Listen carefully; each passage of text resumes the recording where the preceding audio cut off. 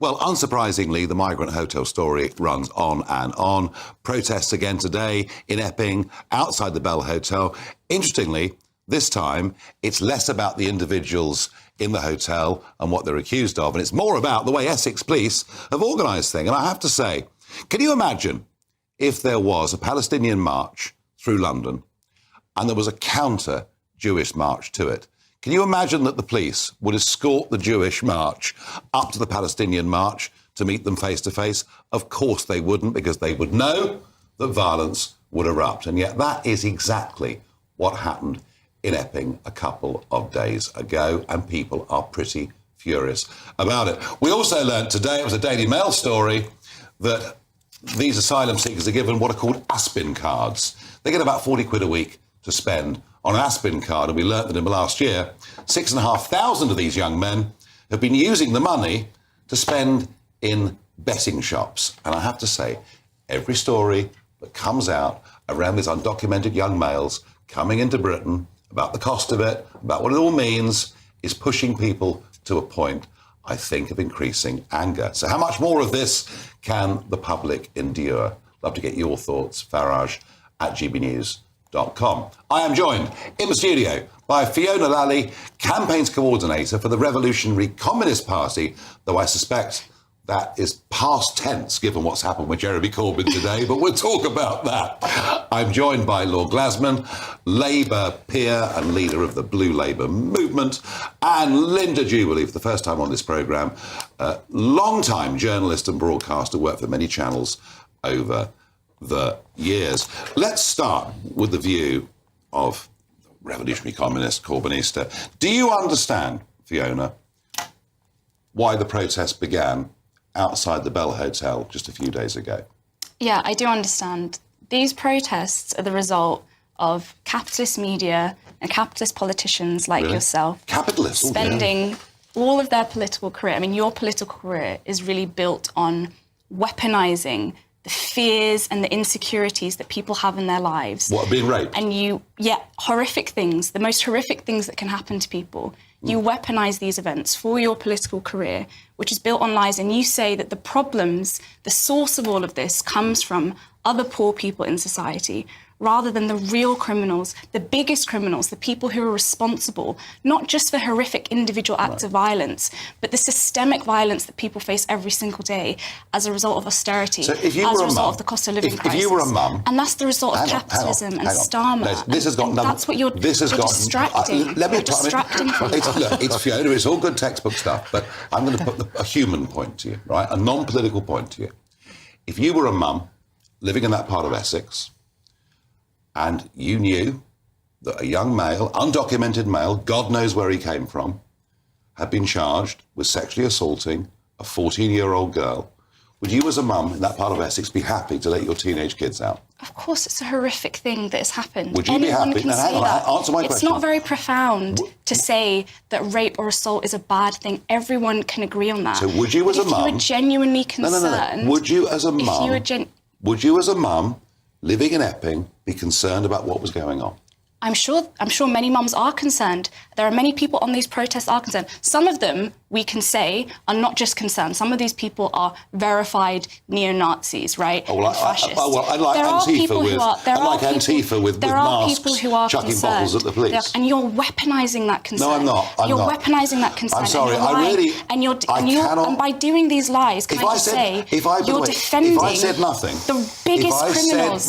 biggest criminals in Britain. That's what your career is about. I'm not far right. I'm worried about my kids. Make Epping safe again. Sure. Linda, as a mum, do you understand why these protests started? I understand precisely why those protesters are out there. I've got 3 children. Probably one of them isn't very far from your age. And if my daughter had to deal with anything like the young girl, which was the target of the alleged assault, I would be tremendously worried. Now, what I think is happening here is I think you're intellectualising and theorising the situation. How many asylum hotels have you been inside? I haven't been inside. Right, well, I've been inside 5, and I've met hundreds. Let me finish. You had your turn. I then went inside 5 hotels and I delivered 3 separate English language programmes to try and empower women. I was the Women's Empowerment Director. of an Afghan charity. Okay. So when people talk to me about me being too hard and too right, let me tell you that I fought in the trenches when it mattered to those women. But I will also tell you that when I was up at the House of Commons, and actually I got into conversation with one of the borough commanders in London, and he told me he was so concerned that one of the hotels on his patch was a powder keg because it was a male-only hotel. I listened to him because I'm not listening, therefore, to an intellectual debate. I'm listening to someone who is genuinely worried about what might happen at one of these hotels. And Linda, it's fair to say, you've worked with Afghan women, and well done you. But it's true, isn't it, that these young men that come from Afghanistan, for example, are coming from a culture in which women, frankly, aren't even second-class citizens. Their attitudes to how they can behave towards women are culturally entirely different to what we would accept. Very different. One of the things that, because there were many moments that really gratified me, and one of them was an elderly woman who, not only could she not write, she didn't know how to hold the pen. And that is because, she told me, she came from a family where she wasn't valued. She was just like a human incubator or a servant for the family.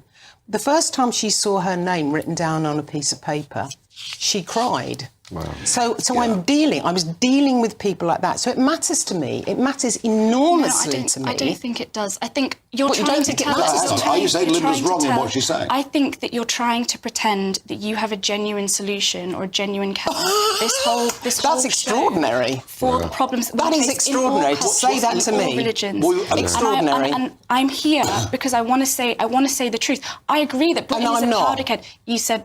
Let me finish. Why is it a powder keg? I agree that Britain is a powder keg right now. There is so much anger in society, and people are really angry in Epping and in loads of other places as well. That anger isn't just expressed through protests outside of hotels. That anger is trying to be expressed in so many different ways through strikes that are taking place because people are angry over their conditions in life. They're angry over the NHS. They're angry. It's not different. You're right about frustration in society. And when you try and siphon it off, it's part of your defence. This is about a community. You don't want to talk about the huge, horrific situation today. Are you happy for young, undocumented males to come into this country in huge numbers? When you say this, again, that is not the reason that everyone's life in Britain is getting worse right now. Shall I tell you why those young men? That is not the reason. Shall I tell you why those young mums in Essex are so worried? They've said themselves they're scared about violence. And violence comes from the whole of the British establishment. Do you know what? We're a free speech channel, which means you listen to everybody. Afghan men are 22 times more likely to be convicted of rape than British-born males. There is a massive cultural problem. If you want to talk about rape and assault, let's talk about the cover-up in the Church of England. Let's talk about the cover-up on the BBC. Let's give him a chance. Let's talk about Trump. I tell you what, behave with manners or disappear. It's entirely up to you. This is a fair, we're fair to everybody. This channel... I tell you what, the BBC wouldn't have you on tonight. And we beat the BBC in numbers yesterday across the day. This channel gives everybody free speech, but respect the right of others. Morris. Yeah, and the Revolutionary Communist Party used to be intellectually robust, so I'm also upset about that. Yeah, the country is absolutely disgusting. And just something, Nigel, I don't call them asylum seekers anymore. They're coming from France. They can claim asylum in France. These are illegal immigrants. Yeah. They're unwelcome and we don't want them. And I think we've got to really concentrate on this, that there's a democratic will in the country, and there's been repeated time and again in democratic elections, that they want the sovereign nation state, the democratic sovereign nation state, to get a grip on the borders. Right? Absolutely true. This is what I guess if you don't control your borders, you're not really a sovereign state, are you? That's the point. Yes. And we went through that, Nigel, together. In the Brexit referendum, we've established a democratic mandate for sovereignty, for the control of borders. By the way, you can't have socialism without sovereignty. You can't have socialism without state control or state direction of the economy. But this used to be mainstream Marxism, which obviously doesn't matter in the Revolutionary Communist Party anymore. If you want to talk about Marxism, this is serious. In a couple of minutes, we will talk about this whole systematic establishment. Morris, keep going. So what we've got to do is absolutely make sure that we have effective control of borders. Now, that's where I want the conversation to go now towards action. Well, the problem is the public now have no confidence. This government was elected saying it would smash the gangs. And the argument I've made time and time again is it doesn't matter whether you catch all the smugglers, give them life sentences, the financial rewards are so great, the more people will come up, won't they? Absolutely. And I've had this conversation on several other programmes on GB News. And my view is to try and deal with this situation, you've got to pull on all the levers. You've got to be operational. So you do have to do something hands-on about the boats. But you have to have a strategy in place where you start dealing with this, because this is a network of traffickers. This is not just, you need to get the drug dealer on the corner of the street. You have to go right to the source of drug dealing. And the same is true with human trafficking. You have to get to the network and you have to cut the head off the snake. But even if, no, I'm going to argue, Linda, that sounds fine, but it doesn't work. It's hard to do. But it doesn't work. Because you think about it, a boat with 90 people on, crossing the channel, each paying €2,500 to €3,000, the financial rewards are so great that even if you cut the network, others will find ways to do it. It's the pull factors that are the problem. I mean, the very fact that you're given an Aspin card that you can use at the local betting shop kind of sums up why people are coming, I think.